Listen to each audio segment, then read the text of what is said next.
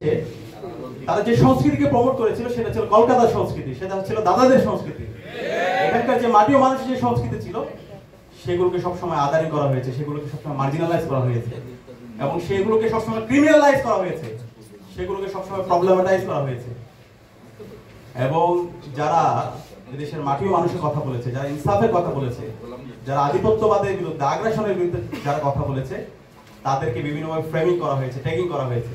এবং এই ক্ষেত্রে আমরা দেখতে পেয়েছি ছাত্র শিবির বলে তাকে ট্যাগিং করা হয়েছে এবং শিবির সেই ট্যাগিং এর মাধ্যমে তাকে হত্যা করাকে বৈধতা দেওয়া হয়েছে এবং সেই বৈধতা উত্তোলন করা হয়েছিল শাহবাগের মাধ্যমে। এবং এই শাহবাগের বিরুদ্ধে যিনি কথা বলেছেন, যিনি পুরো প্রজন্মকে রাস্তা দেখিয়েছেন, তিনি হচ্ছেন আমাদের শ্রদ্ধাভাজন ডক্টর মাহমুদুর রহমান। আমরা তাকে আন্তরিকভাবে মোবারক উদযাপন করছি এবং এই জুলাইয়ের প্রজন্ম, পুরো প্রজন্ম আজীবন আমরা মাহমুদুর রহমান স্যারের যে কন্ট্রিবিউশন সেটা আমরা শ্রদ্ধার সাথে স্মরণ রাখবো। এবং একই সাথে অসংখ্য মানুষ এদেশের মুক্তিকামী ছাত্র জনতা, তারা সবসময় লড়াই করেছে। শহীদ আবরার ফাহাদ শাহাদাতের পূর্বে যদি আমরা একটু দেখি, প্রতিটি ক্যাম্পাসে ক্যাম্পাসে এবং সারা দেশে অসংখ্য নির্যাতন, নিপীড়ন হয়েছে।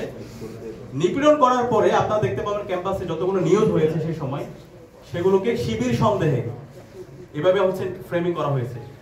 যখন শিবির সন্দেহে কোনো ছাত্রকে নির্যাতন করা হয় তখন আমরা সেলিব্রেশন দেখতে পেয়েছি এবং পত্রিকা, মিডিয়া হাউস, এদেশের সিভিল সোসাইটি সবাই সেটার বৈধতা তারা দিত এবং এটা নিয়ে কেউ প্রতিবাদ করতো না, যেহেতু শিবির, তার কোনো অধিকার থাকতে নেই, তাকে মেরে ফেলা বৈধ, তাকে মেরে ফেলা জায়েজ। আবরার ফাহাদ যখন শহীদ হলো, শাহাদাত পরবর্তী সারা দেশে আমরা প্রতিবাদ, প্রতিরোধ দেখতে পেয়েছি এবং তখন আমরা একটা কনসেনসাস দেখতে পেলাম সবার মধ্যে, শিবির সন্দেহে কাউকে মারা যাবে না, কিন্তু কেউ যদি শিবির হয় তাকে মারা যাবে।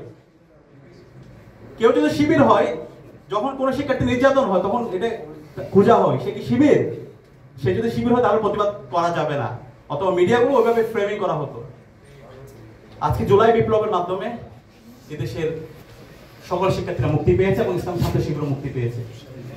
এই জুলাই বিপ্লব পরবর্তী আমরা বলতে চাই, এই স্বাধীন বাংলাদেশে কোনো পরিচয়ের কারণে কাউকে ফ্রেমিং করে কাউকে নির্যাতনের আমরা বৈধতা দিব না ইনশাআল্লাহ। এদেশের সকল মানুষের অধিকার, এদেশের সকল মানুষের যে ন্যায্যতা, সেটা আমরা ইনশিওর করব।